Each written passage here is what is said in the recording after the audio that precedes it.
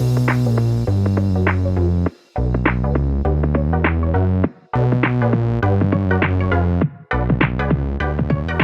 welcome everybody to another episode of Chris and Dave's Reality TV Cast. I'm one of your hosts, Chris, and my co-host, our very good friend, is Dave. Hey there, Chris, and hello to all listeners out there. Welcome to Chris and Dave's Reality TV Cast. We are covering Love Island UK Season 9, Episode 17, Chris. Crikey, it's going quick.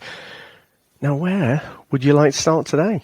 Well, Dave, I have breaking news, Dave. The newly announced merchandise for the CD Reality Cast, Dave, has a total of 0 sales, Dave, unfortunately. So, 0 growth.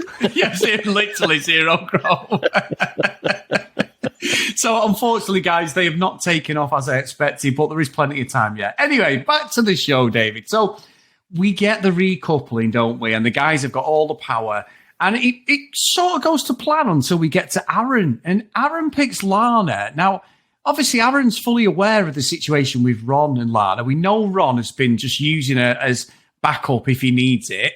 You know, absolutely playing the game. We know that she's been upset. And like you said in the previous episode, I think she's just going to accept it, whatever we think, even though she spoke to him very well and laid it on the line. It's still there. She's only interested in him. And I just found that really strange. I couldn't work out what Aaron was trying to show her. And his speech was nice. Like, you're wasting your time with Ron. Like a bit of a, I'm your guy, which we know he obviously isn't. But I don't know, what did you think of that day? Because it was a very strange recoupling, that. I liked how it threw the cat amongst the pigeons. Oh, yeah. You know, yeah. It made other people rethink who they might have picked. But it's like, come on, who else is Aaron going to pick? Who else he fucking spoke to? Is he going to pick Danielle?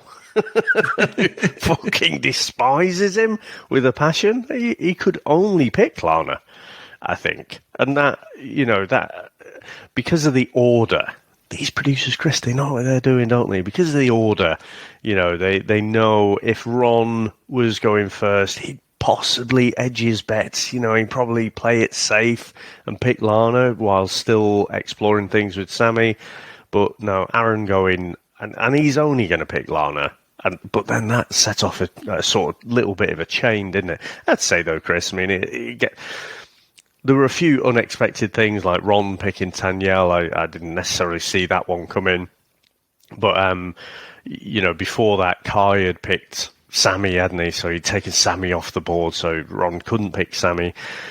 So, again, who's he going to pick? But I think the predictions were right, weren't they? You know, Zara at the end, you know, she suffered a bit because she's got no allies in the villa at all. And so it got down to it. I think Tom's speech was a little bit like, you know, it's a bit vague. I'm sure they do this on purpose. They work with the producers to say, right, let's make this sound like it could be either person. And then, you know, he chose Ellie, which, you know, ultimately, when you step back from it, was no surprise, was it? Given especially how Zara tore some strips on him and forced him to go off and sulk and throw his pink jacket on the floor. So, yeah, no massive surprises for me, but I do like how it's mixed things up a bit. Yeah, and it's interesting, Dave, as well. Is Kai picking Sammy? What? I mean, she's not interested in him at all. You know, she literally give him the fob off when Kai was like, well, I had to go in my heart. And she's like, well, I've not really spoken to anyone else. And she said to the girls, didn't she, like, you don't make me laugh. You know, as human beings, right, we're quite optimistic, aren't we? We might not think about it, but we are quite optimistic, I think. We always expect things to improve. We always expect things to get better. The only people who don't are people who have genuine, actual medical depression, and they're just cynical. They see the world as it is. And but Sammy, you know, took it to a new level. She's like, yeah, I've yet to see Kai's fun and flirty side. That is optimism. Chris, that beats you and with your bet for Man United to win the league. Honestly, I think Sammy might have just pipped you there to think that Kai has one of those things, one of those sides. So, yeah. Chris, there's nothing going to happen with that. Kai is a beautiful looking man. Boring as fuck, though, and I can't imagine, him actually finding a genuine connection in there. No, I can't. And as you mentioned, Ron picking Tanyel, and even Kai and everyone else is like, there's a connection there. And you can see there is. I mean, it was, poor Lana, Tanyel didn't mean, she's like, oh, there's no one better I'd love to sleep with tonight, be in the bed with. I was like, it's just. It's a bit weird, that, wasn't it? It was like. Yeah, it was like she was having a dig at Lana or something. But what was even stranger, Dave, was fucking Ron's dialogue. Now, we've had a go at him the way he speaks to Lana. I just think it's him in general.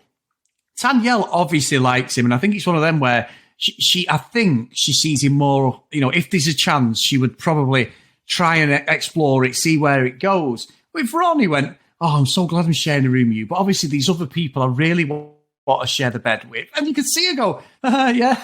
And I was like, mate, read the room. Your words have just been so cutting at times. Like, who's your eye on now, Sam? Sammy, who's with your mate Kai. You've already discussed it with Kai about your game plans not working, both of you later in the episode. I was like, I don't get it.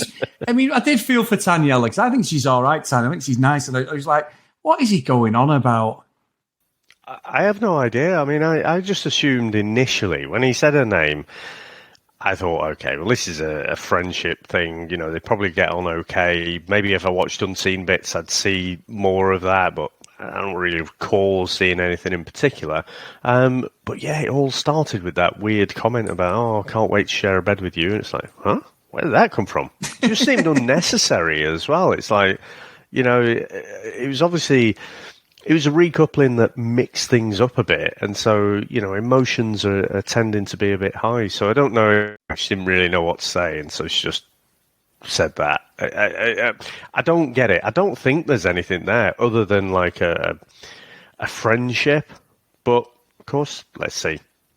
Yeah, let's see. Indeed, you're right, Dave. And I think, obviously, we got the new bombshells as well, didn't we? So it was like... Can I just cut across you there? Sorry, Chris. What I loved, we do love office callbacks. And when Zara, because Zara becomes everyone's best mate when she's voted off, and everyone's like, oh no, I'm so sorry you're going, fucking bitch. It all just so two-faced, aren't they? But when she's going around the room, she's like, you found a genuine connection. You found a genuine connection. The office scene that I'm thinking about, don't you? On the jobs, on the jobs. Where he's like, you're not going to lose your job. You're not going to lose your job. Gets to Malcolm. Next person. You're not going to lose your job. Fucking brilliant. It could not be more office how she did that, but... Yeah, unfortunately, like I say, it's been coming for about a week, that, I think. So roll on to the new bombshells. So sorry, Chris, that's where I cut you off. No, it's okay. But Dave, what did you think? We had the first time we've seen the L word used in this series, Dave. And it wasn't... Shaq the man. Yeah. Again, and we've got a great email from the Rain Day going completely the opposite of what we think of Shaq, so I can't wait to read that out. But... yeah, he said he loved her. She said the same, Dave. And, early contenders to win the show, I think. They've not really put a foot wrong. And I know it was a little bit of something late, but what did you think of all that? I mean, I haven't read the email. Never do. You're the email chap. But I do think the email chap. I do think there's a split, isn't there? Yeah. I'm buying it hook, line, and sinker, Chris. Because we're ultimately quite cynical about this whole show. We'll swing from, it's all fucking made up, it's all towie, everything's set up. But deep down, we really want to believe it as well. So if we didn't have Shaq and Tanyel, we'd have the square root of fuck all. You could say Will and Jesse, but in my heart of hearts, I'm still not really buying that yet. I'm getting closer to it, but I'm still not really buying it. So if they're playing a game, they're doing fucking well. And the rest of them aren't reading the fucking rule book and are not doing very well. So they might be playing us completely, but... I personally think he's rolled it out maybe a little too early, but even in that first week, I think Shaq has been running at a pace that is a bit quicker than most people normally do at Love Island, hasn't he? He has, to be fair. And you know what, Dave? I want to say about the letters. I want to talk about the situation with Shaq and Ron, actually, but I want to read this letter, Dave, because I think this letter. We're not in the 1950s, David. You know, it's come via a raven this morning. yeah, sorry about that. So this one's from Lorraine, and it says, shite. Hi, Chris and Dave. This will probably be an unpopular opinion, but my jaded cold heart is calling out Shaq for announcing to Tanya after 2 weeks that he's in love with her. Bullshit. He's playing the Love Island audience with his heroic calling out the guys for their bad behaviour, but I'm not buying it. He knows the Love Island format. He knows that getting with a popular girl, professing his love for her early on, and calling out bad behaviour is going to win over the audience. His eyes are on the prize. He knows all he has to do is hang in there playing nice until the end, win the money and fulfill his 3-month contractual obligation as a couple, and then they will at split releasing a statement saying they respect each other, blah, blah, blah. I will hold my hands up if I'm wrong, but at this stage, I call bullshit. Take that, Reality Radar. Now, you've gone a bit far there, Lorraine. There's no need to have a go at the radar from your jaded, cold-hearted number one fan, Lorraine. So, what do you think of that, Dave? And I have seen some dialogue like that online about Shaq, you know, calling him out, saying they think he's playing a really, really good game. I've gone with it, thinking he's a good guy, to be honest. Well, Chris, I think because of our own cold, jaded hearts... yeah. which occasionally flicker into life, you know, grow three sizes maybe at some point, you know, Grinch style. But, I can only assume that a big portion of our listeners reflect our own cynicism. so never apologise for that. Yeah, I don't know. Now, I've got a voicemail from Jo later, and she does... these are young people. These are people who, not that long ago, were genuine kids. You know, think about it. COVID and everything. These would have been in school, half of them.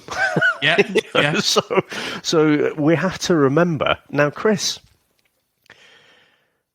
if you're in a holiday romance, it's almost like different rules, isn't it? You know, and time moves at a different rate, I think. So again, you have to cast your mind far back, but. You know, I think feelings on a holiday romance do get stronger quicker, other than if you're in real life, you know, and you're moving at a slower pace, especially when you get older. You've got work and, you know, bills and all that shit to worry about. So I don't know. I'm taking it on face value, but I'm not going to be shocked if it comes out, you know, at the end and Shaq's like, ha, I'm going to take the full 50 grand. I fooled you all. You know? So, well, maybe I would be a little bit shocked by that. So I can see the theory, but when you look at the context of how young everyone is in there, I don't know. That's what leads me personally to buy it a bit more, I think. Yeah, I'm with you. I'm with you on that. But now that Lorraine said it, Mr. Reality Radar has been actually called out, Dave. So I have to get my investigation fucking eye on this now. I'm going to be watching every move of Shaq nowadays because I've took it as he's the good guy of this whole bloody debacle. But I think as well, the reason that I think she sent this email is because ultimately he has a pop at Ron again, doesn't he? Now it's quite interesting because some of the other guys. He hasn't had a pop at. He's not had a pop at Kai because his behaviour's been pretty shitty as well. Tom, fucking hell. I mean, you never go at Tom, to be fair. He did actually. I'll take that back, actually. You're right. He did, to be fair. So maybe I'm wrong there. But it's interesting what Shaq does. He holds him accountable. And he said, like, you know, I don't understand what you're doing. He has to go at him. Ron sort of was like a little kid in the end, like he'd been told off by his dad or something. He's very good when he does that. But that might get quickly very, very boring, Dave. Even though us watching it and being the cynics that we are, think, you know, good on you. We've actually got a guy in there with morals, with understanding of what's going on. He'll call him out. He said about proper friends. The audience don't always see it like that, Dave. We've done that sometimes, but I'm still team Shaq at this point, definitely. Yeah, I mean, it is more interesting when we completely disagree, to be fair, but I think I'm on the same team. And because there isn't really, I'm not aware of a precedent for this, especially the last few seasons. Whenever we ever seen one of the boys call out, you know, not just one of the other boys, but a few of them for shitty behaviour, normally, you know, it's all just part of the, it seems to be part of the game, isn't it? Oh, you know, you kiss this other person. Oh, well, you just got to get your graft on. you just got to do a bit of groveling. And it's always like, it almost becomes the boys versus the girls. Shaq's doing something that I haven't seen before. So it's not like you can look at Ron and you can say, okay, he's doing the test thing. He's kind of like, he's gone in there, he wants to couple up early, but he's going to be tested. I thought it'd be Casa Amor, but it seems to be anyone who comes in, but he'll be tested, but then he'll go back to Lana, and that'll be the whole love story, and then post Casa Amor, we'll do the boyfriend-girlfriend thing, we'll do the I love you and all that stuff, or maybe in between that, you've got the, what is it, we're exclusive, that's another step in there. So Ron is going off trends that have been set by other people in previous seasons. Shaq is kind of making himself a bit unpopular with some of the boys. So again, it's a little bit precarious, but I'm fucking all for it. I feel like he's doing it because he feels like it's the right fucking thing to say. And like you said, you want mates that are going to call you out. Maybe Ron doesn't because he's not come to that realization in life yet. He's just sulking like a kid. But, you need people to occasionally, if you slip into this shitty behavior or you're doing something and maybe you don't really understand what it is you've done or why it's negative, having someone like that call you out, I think is a good thing. So I'm still in the place where I'm applauding him for it. No, I'm with you, Dave. I'm with you. Now, Dave, so before I read the emails, we've got actually, and the voicemail from Joe, the two new Islanders as well, Dave. So we had Jordan and Casey, take Lana and Tanielle out on dates. Dave, I quite like the fact that Lana has taken someone out, and she said she really fancies a bit of Casey. They're both good-looking guys, which they were. Let's see where that goes, because they're obviously going to get a pick very soon, aren't they? I mean, the boys have just picked, so I don't know whether it's going to be another David scenario and one of them gets shafted off the island. Let's hope not. But it seems a bit weird. The lads have got the pick, and then we brought two male bombshells in. Yeah, I love this power swing in the episode. So, the boys had all the power and, it's swung, hasn't it? Two extra boys in.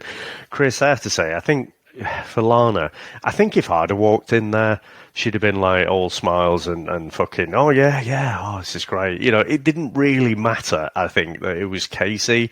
I think it was someone who, all right, maybe not me, but you know what I mean? It didn't have to be someone that was, just what she was looking for. It was just someone who showed an interest in her. And so I think that was a good thing. She did seem genuinely happy about it, but she has been shit on. Shaq's absolutely right. I think Ron does treat her like a comfort blanket, and it's just the fucking gaslighting as well. It's like, no, you are my number one priority. No, keeping someone there while you go off and explore all the connections is kind of not the number one. It's always a close second. So, and again, we could say, okay, so it's Love Island, isn't it? You've got to explore all the connections. Yes, but don't tell someone, you're completely into them and stuff while you're exploring all the connections. That's the mistake, I think. So, yeah, and then, what's the other chap's name? You got Casey and then the tall... Jordan. I can't get that wrong, Dave. Jordan, yeah. Yeah, of course. So, another good-looking bloke, smooth as anything. These boys are definitely going to turn some heads, I think. Or they already have. Yeah, they already have. Now, Dave, we've had a couple of emails, and Jason has come in, and he's coming hot on these, Dave. So here we go. Hi, guys. I'm sorry, but I have to disagree regarding Tom. Like it was just a kiss between two consenting adults. The only thing Tom did wrong was perhaps he may have been too slow to tell her that he wasn't interested in her. If I were him, I would have doubled down as well. He's on Love Island. He's not there to be everyone's friend. He's there for himself and no one else. He didn't know Olivia or Zara anything, so don't get all this holier-than-thou attitude towards him. I mean, he lied to Shaq about the kiss because clearly Shaq is just playing a public relations game and trying to please everyone. The whole episode to me is just another example of this politically correct world we live in where you can't do anything wrong and people just move on.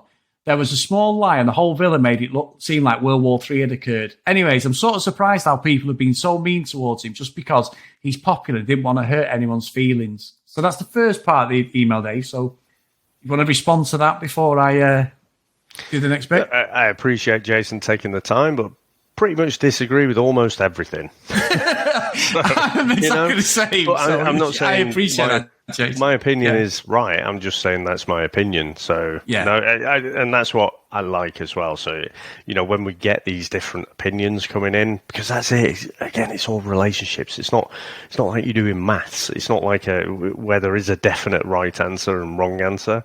So, interesting. Not how I see it, but, appreciate it. Yeah, and the next one, Dave, is about Zara. So he said, just one additional note. Now, this is quite strong, everyone. So she's a despicable person, and her low blow regarding Tom's parents was so unnecessary. She was so aggressive and angry. I think it's because she knows deep down people in the villa don't like her very much at all. I hope, and I'm pretty certain she'll be voted off in tonight's episode, which she was. Good riddance. I'm glad Tom held himself back, but if I had been in his shoes, I would have replied back to her in kind. But of course, the double standards exist here, where women can talk anything they want, but a moment a man says something back, it becomes threatening or problematic. It's just ridiculous. Tom is just a hot guy who's enjoying the attention and the field. I'm still not seeing aside from his behaviour with Ellie. How's he the villain? Well, I've got to say, Dave, Jason, I know you always send emails in, mate, but I completely disagree with all of that email. But that's the whole point why we had the emails open. We don't know, like Dave said, we're not always right. We all see it from different perspectives and we're looking out for different things. We're all reality TV specialists in some respect. We watch all this sort of stuff, so we see things in a different light. So I'm not going to call you out or anything on that, Jason. I totally respect that you've taken your time to email us in, mate, but I don't agree with you at this time on any of that. Yeah, and it wasn't just Shaq who Tom was lying to. He was lying to everyone. Yeah. And he's giving it the old, what did she say? What did he say? Something about she came on to me or something like that. Yeah. It's like, that was bollocks. It's been disingenuous, that. Yeah. And then the last one, Dave, is from Johnny. Hey, Chris and Dave. Love the coverage of Love Island. Surprised by how much I'm enjoying it this year. I did previously think once a year was enough. You've also persuaded me to watch Mass Australia, and I'm so grateful. We have another, Dave. I was just wondering if you'd ever considered live streaming your reaction to a Love Island episode. Not sure how it would work, but I would love to watch that. Thanks, Johnny. Well, Johnny, there's a reason we don't do that, because obviously me and Dave are probably two of the best looking guys on the planet. We don't want to ruin. We don't want to ruin the ego of the contestants. And also, we probably won't be doing a podcast if we actually, put what we really think on a live stream. So it's sometimes better that we can edit some of these things. That's all I'll say. But no, thank you, Johnny. What a great idea as well. Yeah, absolutely. Now, Chris, I did mention it. I alluded to it earlier that we do have a voicemail from Joe as well. So let's listen to that one. Oh, my God. I don't even know where to start. I'm sending you this before Wednesday's episode, so everything could change tonight. But I tell you what will happen. The girls will forgive the boys because they need to stay in the villa. I am equally as pissed off with the girls as I am with the boys. Let me let you into a little Tom secret. If I was in my early to mid-20s and a man like Tom told me he liked me, then went off and kissed someone else, and then came back and told me he liked me and said sorry and looked at me with those eyes, good God, I would just go, okay then, okay. We've got to remember, and this is going to sound like a bloody patronising old auntie, and I'm sorry, but we've got to remember how young these people are. Olivia is going to forgive him. Simple. That's going to happen. She's going to forgive him. They're going to get back together. Zara is another one who's annoyed me because I liked her when she came in the villa and she was like, hang on, we've only been here 2 minutes. I thought, yeah, finally somebody in a Love Island series is actually telling it how it is. And now she's acting as though she's been married for 6 months and she's been wronged. Fuck off, all of you. Do you know what pisses me off? Sorry, I'm ranting. Do you know what pisses me off about the boys, especially Tom, is just fucking pretend you like someone for a few weeks and then go make some money and then dump them. Because that's the game. How hard is it? How hard is it, Ron? to pretend you like somebody for a while. Now, I'm not saying that's the right moral thing to do, but it's the right thing to do. Looking at you, Shaq. It's the right thing to do to stay in the game. Pretend, and then make an announcement on Instagram in 2 months' time that it didn't quite work out. I don't buy Shaq and Tanya. I'm telling it how it is. And I don't think the reality radar has picked up on this, guys. I don't buy them. They pretended they liked each other from day one, and I don't believe they did. It's just that that's how it ended up, and they know the game. There is usually one or two OGs that make it to the final, and we're the strongest, and we are boyfriend and girlfriend now, all that bullshit. And I think, and no disrespect, whatever, you got to do what you got to do to get to the final, but I do not buy it from either of them. And Tanya always zooming in on where the storyline is. Don't buy it, darling. Sorry about that. God, they're all annoying. Do you know who I want to win? Lana, just by herself. Unless in tonight's episode she's taken Ron back, then kiss my ass. Should Joe be taking over the podcast? Are we slipping? We've seen none of this again. What is going on? I was thinking I'd love to have like a Joe's rant section, but that was on top form. I mean, we were talking about our cold, jaded hearts. But I tell you what, Chris, I know obviously Joe is very happily married. For our new listeners, if you don't know, Joe's a regular contributor, and check out a podcast. I secretly recorded my boyfriend. It's so funny. He does know now, by the way, but this went back a couple of years. I think Tom might want to check his DMs, just saying, when he gets out there. Oh, Dave, what has happened? And why are people questioning the reality radar, Dave? You cannot question what is always correct. You cannot do that. I'm not happy, Dave. Oh. I shudder to think. So, Dave, have you got anything else before we ride off into the sunset and question everything about this podcast? Nope, I think that is it for today.